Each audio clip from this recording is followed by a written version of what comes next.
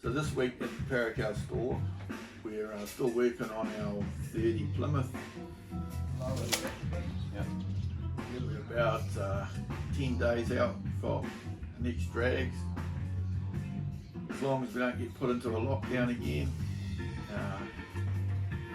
who knows what's going to happen here. No one can come down from up north now, and no one can leave Auckland, and it's a real shit show really. But we'll, even if there's a few of us, just give it a go and see what we can get. Hoping for a whole lot more content by now, because we were going to have at least one drag meeting under our belt, and like mentioned bands and our jams, and we've had a few quiet little jams where no one's allowed to dance. You're not supposed to have fun or enjoy yourself and go around. So just trying to make the most of what we got, and I know there's a lot of people worse off than what we are, so you got to look on the bright side of whatever's happening and just try and make the most of it. We only spend about 2 days a week probably on working on the cars, and Thursday obviously, and I try to get at least another day in, and the rest of the time just running the shop and getting ready for bands and preparing the track and whatever. So we're sort of doing probably a bit more car stuff. So we're probably doing a bit more car stuff than we were expecting, and so I'm racing around trying to get materials and that, so we keep up with that. So I appreciate everyone that follows us along and thumbs up and comments, and I enjoy doing these videos. It's just a bit of fun, a bit of a laugh. Sort of touring with the idea of putting this old Austin dashboard in the 30.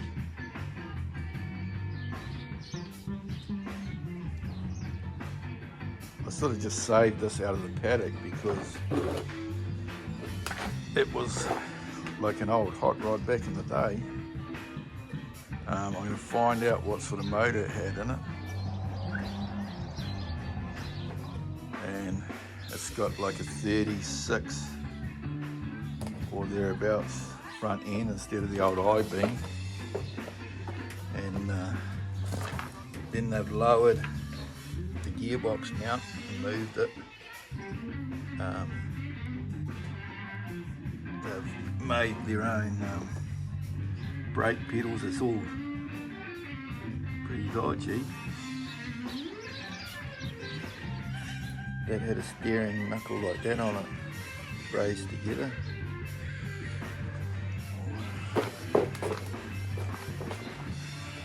And then they've like capped off all these doors, cut the coupe top off it, and I'm not sure what sort of diff they had in it, but I'll have a bit of a look around. But the old mounting points where the springs go are probably 3 inches out from where the new ones are, and they've just bolted a bit of angle on top of the spring by the looks of it to mount it in. So I'm not sure it's Ford or Dodge stud pattern. So I've got perfect chassis that I will box in,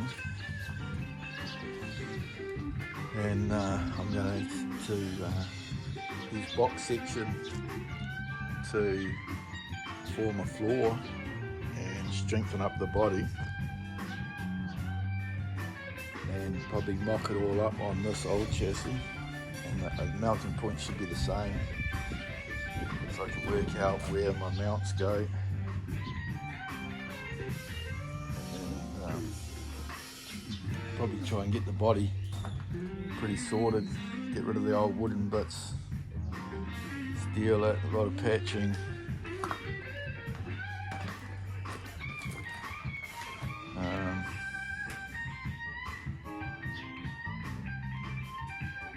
Yeah, I know, it's just I hate to see things going to waste. And that was what traditional hot rodding was all about, or whatever you want to call it. Just having a go, making it out of shit that you had lying around. This is real, quite Mickey Mouse, but I don't know. It'd be interesting to know if it was ever on the road or whether it didn't get there. And I'm sure someone will see it one day and go, hell, I built that 30 years ago. I'm sure it's got a story. But we're gonna go for a 318, keep it all Mopar.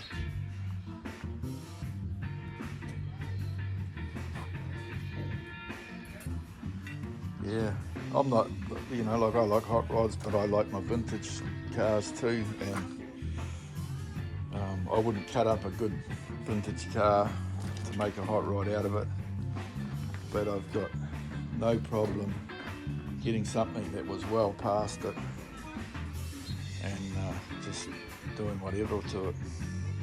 Rat rod, hot rod, whatever you want to call it. It's all about having a bit of fun and enjoying it and doing it on a budget. I was hoping to win that 42 million the other week, and then I would just take it to a shop and buy all new bits and put a flash motor in it. Then I thought, well, that would just suck all the fun out of it, wouldn't it?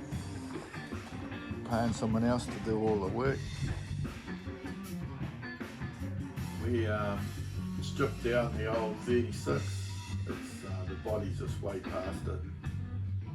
The chassis started to rust through, so we're trying to use a few bits off it. Had HR front end, there's not one part on that that's any good. The 10 volt diff might be alright, although we've got another diff we might use.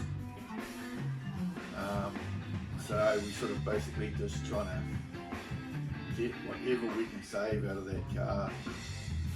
I'm going to try and reuse the old leather from the seats, because they just like nothing looks cooler than that old leather. So hopefully I can make new seat bases and use the old leather.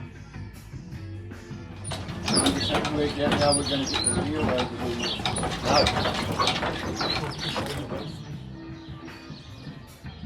Oh, beautiful. We're only balancing on the edge here, boys. Yeah. Well, what's the worst thing that could happen? Kaboom! Lizzie, let go and Jeff, get under here and hold it up. Yeah. We'll make it higher so you've got more time to get out. Who's the holder? Ross! Oh, Ross. You haven't got much to live for, mate. Yeah. I'm okay, that's a big difference.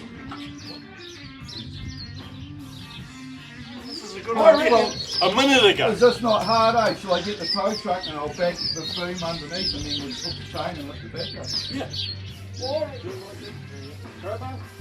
So you're the only one we care about, Dick. Everyone else is an arsehole here, so.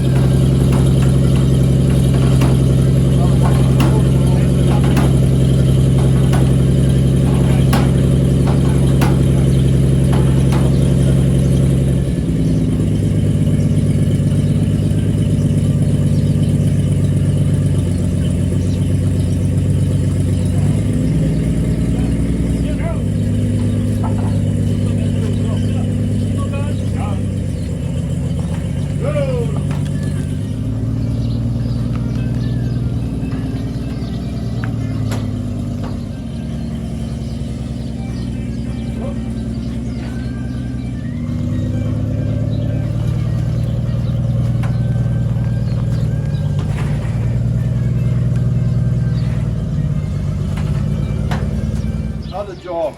That's the door. Put a little tack on it. Go to Horapedo and find us some door frames.